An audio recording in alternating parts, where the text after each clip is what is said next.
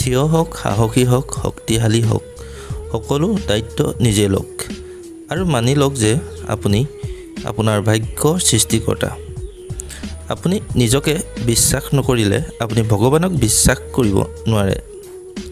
জীৱনৰ পথসমূহ নিৰ্মিত নহয়, ইয়াক বনাব লাগে। যোনে যেনেকুৱা পথ তৈয়াৰ কৰে তেনেদৰে গন্তব্যস্থান পায়। সত্যক হাজাৰটা উপায়েৰে ক'ব পাৰি, তথাপিতো প্ৰত্যেকেই সত্যই হ'ব।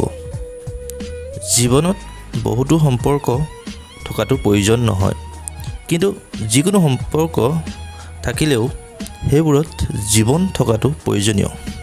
এবাৰত এটা কাম কৰক আৰু এনে কৰোঁতে আপোনাৰ গোটেই আত্মাক ইয়াক ৰাখক আৰু বাকী সকলো পাহৰি যাওক।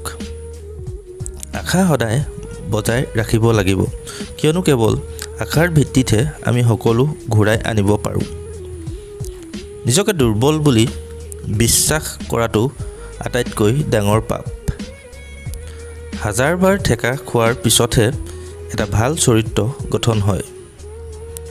দিনত এবাৰকৈ নিজৰ সৈতে কথা পাতক, অন্যথা আপুনি এজন মহান ব্যক্তিক লগ পোৱাৰ সুযোগ হেৰুৱাব। সংগ্ৰাম যিমানেই কঠিন হ'ব, বিজয় সিমানেই দৰ্শনীয় হ'ব। যি শিক্ষাৰ দ্বাৰা আমি আমাৰ জীৱন গঢ়িব পাৰোঁ, মানুহ হ'ব পাৰোঁ, চৰিত্ৰ সৃষ্টি কৰিব পাৰোঁ আৰু ধাৰণাবোৰ মিলাব পাৰোঁ, এইটোহে বাস্তৱত শিক্ষা বোলাৰ যোগ্য।